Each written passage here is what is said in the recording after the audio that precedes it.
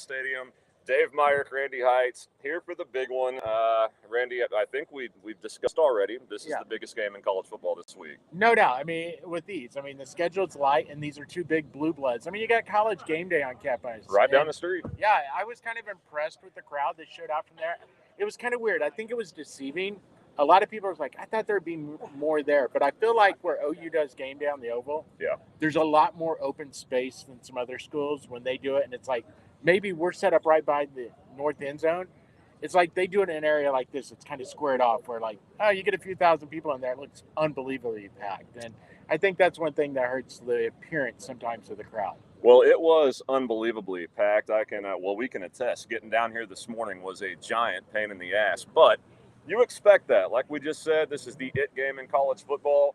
Randy, this to me is an image game for Oklahoma. One of the most consistent programs the last 25 years. They're kind of stuck in the middle, coming off a losing season, but they can get right back in the national spotlight where they belong with the win tonight. No doubt. I mean, I think when you look at it, this game is big for so many reasons. I'm like, Tom Green was on the franchise brief. People think, oh, if OU loses, Brent's right on the hot seat. I don't think it's that far because, A, this season's long and there's a lot of good games. It's just like if OU wins this game, it's not like the world is sunshine and roses and everything's great for Brent's future either, you know. But it's that momentum building win that OU needs, I think, right now, coming off that season like you talked about. It's not because it gets somebody on or off a hot seat. It's more about building momentum. Dave, did you hear they have 80 kids in that are recruits? 80. One of the biggest recruiting weekends for Oklahoma in recent memory. I think I saw 17 five-star players. Yeah. Jim Nagy has done a great job getting these guys on campus.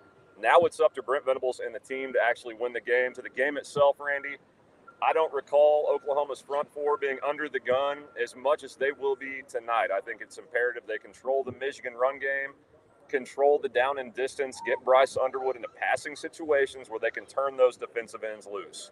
I fully agree with you. I need to look up Michigan stats. I had it earlier when we were going to do the show on Wednesday, and I can't remember. I think on last Saturday against New Mexico, Michigan had like 230 yards rushing in the game.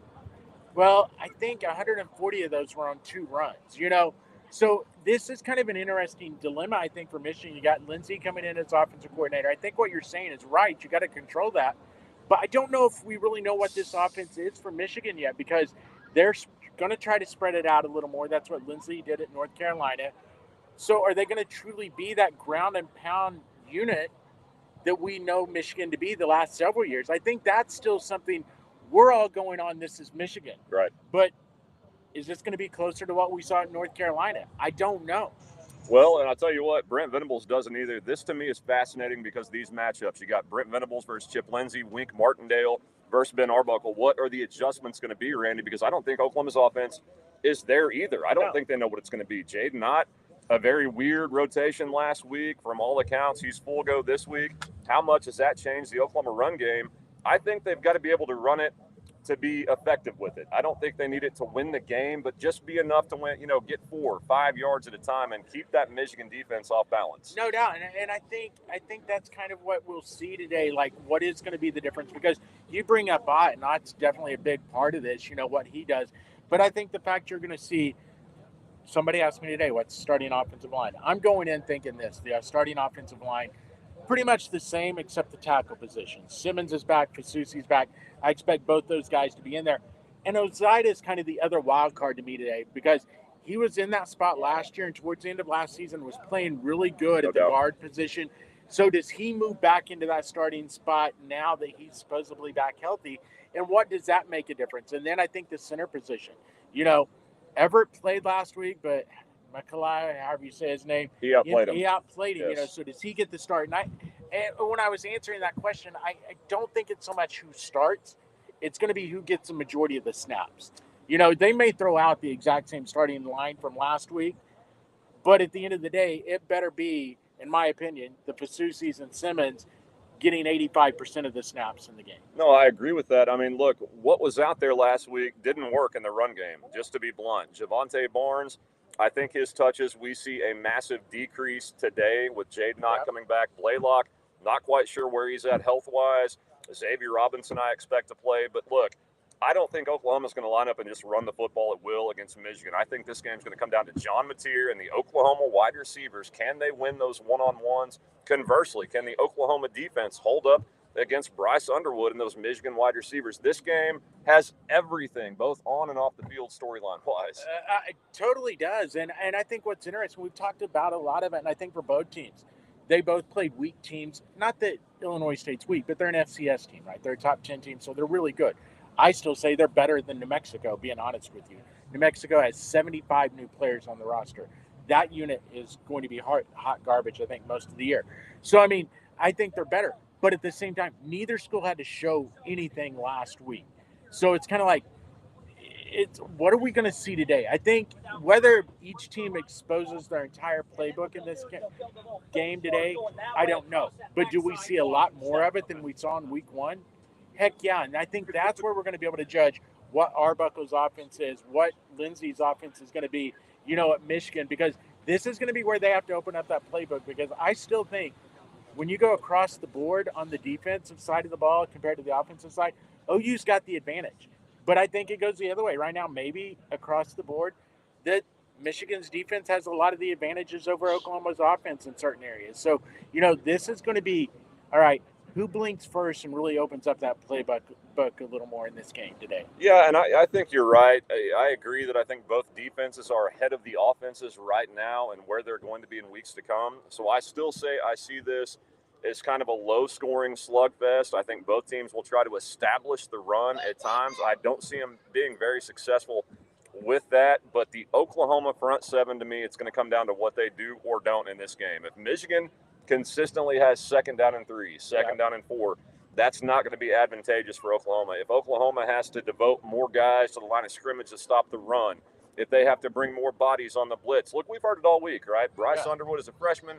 Brent's going to heat him up.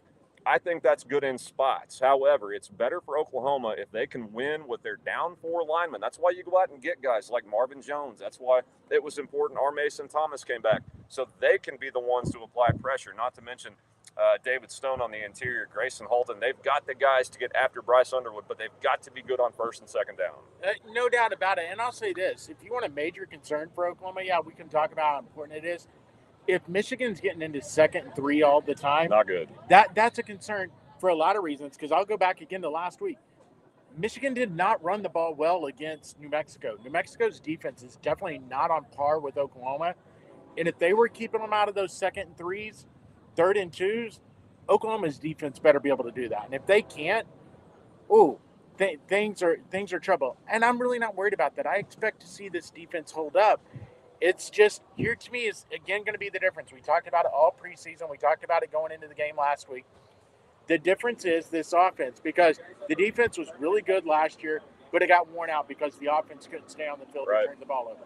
As long as they do that, I feel like it's great. I feel like they'll be in a good spot defensively. That way they can get some rest. But if they're back out there 80% of the game like they were last year, I don't care how good this defense is, it's going to get worn down against a team like Michigan. Josh Manning checking in live from the urinal at DKR. Josh Manning is a real one, father of one. No, look, I agree, Randy. This Oklahoma defense is going to benefit from having an actual offense this year. And look, there was a lot of talk about struggles last week on offense. I didn't see that. Compared to last year, I saw something with a plan. I saw an OC that knew what he wanted to do. I saw a quarterback in lockstep with his wide receivers throwing on time and rhythm. That, to me, was night and day difference from last year, not to mention the fact the pass blocking was good. Yeah. I thought really good. So that bodes well for Oklahoma tonight. That's where I say just run the ball enough to be effective, to make that Michigan defense respect it, and that'll open up stuff downfield for Mateer as well. 100%. And I'll say this, too. Not only was the pass blocking excellent, run blocking wasn't great. But you brought up Barnes. Guys, I mean, we were texting in the game, Dave. Yeah. There were times where it was like everyone thought the line was awful. There were holes that if Barnes just hits the hole, I'm not saying he's busting off a 75-yard run, but that's a 4 or 5 yard gain instead of being tackled for a loss or no gain at all. So that's kind of the difference. And you saw the running game get a little better when Blaylock's in there, and you brought him up. I think it is going to be interesting to see his deal, because if you follow Derek Blaylock, his dad, on Twitter, man, I will say the way he's tweeted the last 2 nights, I expect Blaylock to play. Okay. Now, whether he's doing a huge smoke screen for them or what, but he's talked about, like, basically, here we go, son. And I'm like, all right. All right. Now that's dad being positive about the kid. I still Who like knows? it, though. Yeah. I do too. So I don't know what the status is officially. You don't either, and No. it's kind of one of the deals. I think he's got to be in there. You got to have Ott, because I really like that punch of an Ott and a Blaylock with a Robinson coming in. I agree with that. It's like, as you can tell, we're here at game day, and they're still setting Party at the Palace up. As we got Ryder trucks, the Coca-Cola trailer going through. And I know Josh Manning's the game. What in the world's Super Chat? I have no idea. $4.99 though is what it said. Yeah, I know. Hey, Joshy, if you know how to activate it, we'll activate it. You just tell me. Yeah, as long as it's not live from the urinal at DKR. Yeah, exactly. We'll start that. No, we got a big one coming up. I mean, look, we get it. This game is 6 hours away, and you can already hear here on campus. It's a buzz. College game day. Kirk Herbstreit. His dog Peter may or may not have taken a shit somewhere on campus. We'll discuss after the game's over. But this is it, man. This is what we've waited for all offseason. It's finally here. Michigan has traveled. Their fans are here in force. No doubt. I mean, I was impressed when I was driving through downtown Norman. The popular breakfast places there and everything. A ton of OU fans, but there was a lot of Michigan colors out there and Michigan fans. When game day let out, quite a few Michigan fans walked away, and you see some sitting in a park bench over here now. They're out here early, and it's kind of crazy, guys. It's noon. There's 6.5 hours till kickoff. We've got guys that have been at college game day showing up with a sign, Kirk Herbstreit crying, when your son commits to Michigan. That's got to be one of the all-timers today. But back to the game tonight. In my opinion, this is one of the more important games in Oklahoma football recent history for what may or may not happen later on this year, the back half of the schedule. It's been well dissected. At Alabama, at Tennessee, at South Carolina. You host LSU. You host Ole Miss. There is not a guaranteed win really from Auburn on for this Oklahoma team. That's why it is vital to win the games at home set up like this. I expect the atmosphere in Owen Field tonight, Randy, to be on par with some that we have talked about for decades as far as the buzz goes. Yeah, no, I mean, just based on how Norman has been buzzing all week and then today alone, I think it's going to be, and what's sad is I'll say equal to Tennessee, because I thought last year Tennessee that was a great atmosphere, was great. Yes. Just the team offensively never gave the crowd and the fans that extra edge to be able to, really jump into it. So I think that's another difference. You got to wait and see. But I expect this to be one of the best crowds we've seen in Norman in a long time. How about this? First time Michigan has been to Norman, only second time this series has been played. Crazy. Right? That's crazy.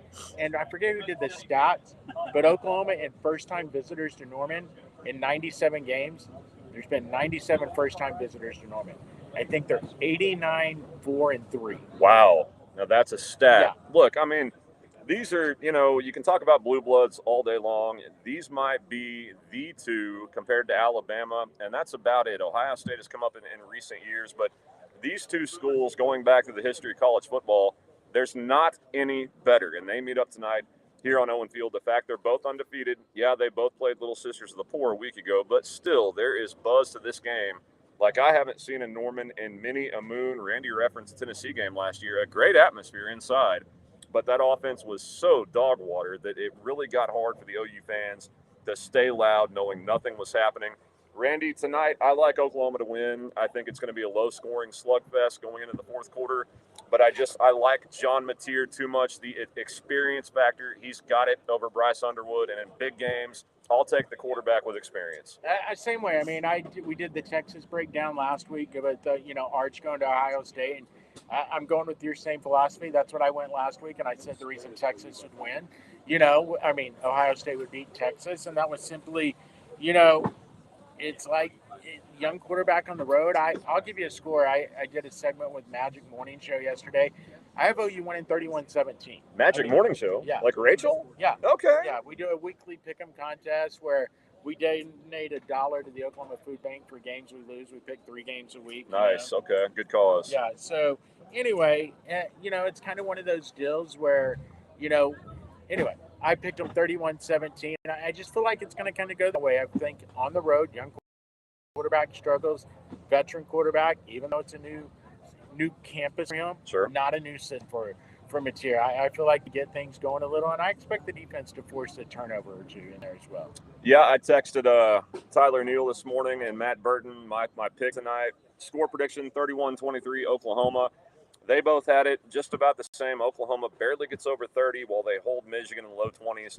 That's going to be a stout task for the OU defense, but we talked about it all offseason. We think they're elite. Yeah. If they really are, that will not be that big of an issue unless Bryce Underwood just comes in here and Vince Young's Oklahoma to death as a true freshman. That is something you just don't see very often. Well, and I'll say this with Bryce Underwood. Great quarterback. He's very I think good. He's going to be. Yes. But I think we also have to remember, he's not Vince Young. He's a mobile quarterback. When you go back and look, he's not wanting to run. No, he's not. He's not a guy that is going to tuck it and run a lot. He's going to run to stay in the pocket and keep the options open for the passing game, and will run when he needs to. So I think that's a little bit of a help for Oklahoma. You're not having to fear him as much of tucking it and taking it 75 like you did with Vince Young. No doubt about it, and I think a guy that's going to be an X factor for the OU defense tonight, Kendall Daniels at Cheetah. He really jumped off the field last week. They've been looking so long for a guy that can do both, good in run support, can drop back and pass. If they don't have to devote bodies line of scrimmage to spy Bryce Underwood, because Michigan wants him, like Randy said, to be a pocket passer, that leaves Kendall Daniels being able to roam the secondary and just kind of do his thing as the athlete he is. We've got Boston Citizen. Hopefully Texas will replicate this game against you guys. They're doing well against San Jose State. I don't know what they are. The Spartans? All right, well, we'll see. I think Oklahoma's front seven a little bit better than San Jose State. We're going to find out tonight. This Michigan team will test Oklahoma, I think, all over the field. The first half, I expect it to be kind of a close game. Second half, look, I'm not going to say Oklahoma wins easily, but I think they win comfortably.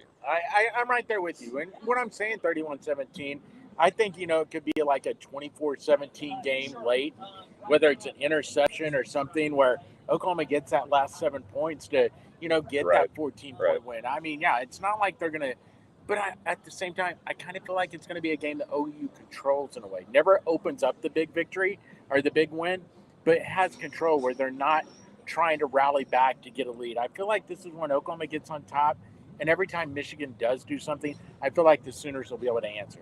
Yeah, and unlike the Tennessee game last year, I think the crowd has a direct effect on what happens on the field because the defense won't be out back every 3 plays. They're going to have time to rest, and when they're on the field with this crowd behind them and an offense actually moving the ball, putting up points, I like Oklahoma to win, but of course we'll be back to recap it next week. Red River is going to be a fun game regardless. Yeah, who would have thought? Who would have thought coming in preseason that going into Red River, Texas might be the team with 2 losses, Oklahoma undefeated? I think I might have heard you say that. Yeah, we talked about that, and I mean, and it's not that I don't think Texas is good, but you look at their early schedule. I was like, Oklahoma has a better chance of going into Red River undefeated, and Texas has a chance to go in 3-2. And that's not being a hater. No, that's not being. It's just like going to Ohio State. The next tough test for Arch is going to be on the road at the Swamp, and if Florida wins tonight, it is Florida and South Florida. Yeah. If they win tonight, that's probably their final real big test before Texas. So you don't think that crowd's going to be jacked in Gainesville for that game? So, I mean, it's going to be a tough environment. So, yeah, it's going to be very interesting as we head to Dallas, and I think it will be a great game, but we got a long way till we get there. Yeah, we do. Oklahoma's got to get over the hump tonight. Big one against Michigan, on the road against Temple next week, and then back here with the Jackson Arnold revenge tour and the Auburn Tigers after that. We'll be back to recap with you guys next week about what all we see in here is the wind just gust. What in the world? Gust from the gods. By the way, we must be playing this game in late October. It's unbelievable. Outstanding weather. I think the weather followed Michigan down here, and I'm here for that. Which actually is not fair. Oklahoma likes that advantage of the heat early season. I'm all right without it, to be honest. No, fans are, but I'm saying the team's probably like, dang it, that's an advantage you get when you go south, right? In the early season. I think like 59 degrees, overcast tonight at kickoff, and that is perfect football weather. Sign us up for it. We are signed up for it, as you can see. Right behind us, we got stuff to do with the franchise, and we'll be rolling in for kickoff. But for Randy Heights, I'm Dave Myrick. We